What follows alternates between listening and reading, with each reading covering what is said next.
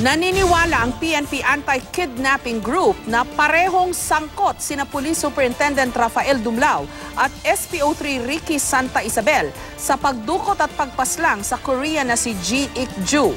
Sa pagdinig kanina ng Senado, binusisi rin ang SALN ni Santa Isabel na umabot sa mahigit 14 million pesos. Sinabi rin ni Senator Panfilo Lacson na marami pang pulis ang sangkot sa iba pang kaso ng tokhang for ransom. May report si Steve Dailisan. Matapos ituro ng mag-asawang Santa Isabel bilang mastermind ng pagdukot at pagpatay sa Korea na si Ji Ik-ju, dumepensa si Superintendent Rafael Dumlao. Imbento lang daw ang sinabi ni SPO3 Santa Isabel sa sinumpaang salaysay na ibinigay niya sa NBI. Sa naturang affidavit kasi, sinabi nitong mismong si Dumlao ang nagpunta sa kanya sa krame at nadatnan niya ito sa loob ng sasakyan ni Ji. Nakita raw ni Santa Isabel si Dumlao na binabayo ang dibdib ng Korea na nooy nakapiring. Wala ako nung surveillance, sila yung nandoon. Wala ako nung pagdukot, sila yung nakita doon at sila ang tinuturo ng mga witnesses. Wala ako nung pagpatay. Hindi ko alam yung pagdala nila sa punerarya. Lalo na doon sa may ransom. Wala naman ako dito noon. Binigyan din niya ang sinabi ni SPO4 Roy Villegas na isa sa mga kasama sa operasyon na nakita nito si Santa Isabel na sumakal kay G hanggang mamatay ito. Paniwala ni Senior Superintendent Glenn Dumlao na hepe ng PNP Anti-Kidnapping Group.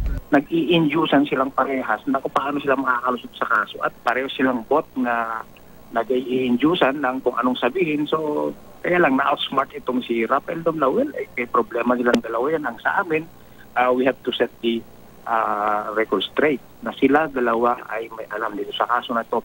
Ayon kay Senator Panfilo Lacson, marami pang pulis ang sangkot sa tokhang for ransom. Kung hindi mamomonitor and hindi nyo rin malalaman at hindi nyo rin nagagawa na aksyon, hindi rin ma-arrest yung situation. It takes time to earn the trust of the people. Ikinagulat ito ni PNP Chief Ronald De La Rosa. Gusto mo ilamp yung 2,000 plus na killed in police operations dito sa case ni Santa Isabel, unfair naman din. Unfair naman dahil hindi naman lahat ng pulis na nag-operate sa anti-drug operations na na-involve sa ating war on drugs ay may utak Santa Isabel.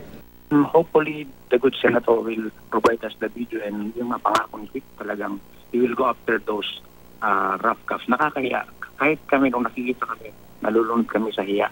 Sa kabuuan, batay sa listahan ng Movement for Restoration of Peace and Order, aabot sa 12 ang biktima ng tokhang for ransom. Ang kay Ji raw ang pinakamalala. Matatandaan sa inilabas na initial financial investigation ng PNP Anti-Kidnapping Group, sangkot din ang pangunahing suspect na si SPO3 Santa Isabel sa ilang pang kaso ng kidnap for ransom at ang nakokolekta niyang pera ipinangnenegosyo raw ng kanyang misis. Itinanggi ito ni Ginang Santa Isabel. Kanina sa Senado tinanong si SPO3 Santa Isabel kung magkano ang kanyang take-home pay. Magkano po ang kinikita ninyo sa PNP buwan-buwan? Your Honor, yung misis ko po talagang nagpapatakbo po ng business po namin. Ang tanong ko po, magkano po ang sweldo ninyo? Bali, sagad po ako sa loan. Yung niloan ko po sa PNP ay yung po pinandadagdag ko po sa business po namin. Hindi sir, magkano po ang sweldo niyo buwan-buwan? Nasa 8,000 po.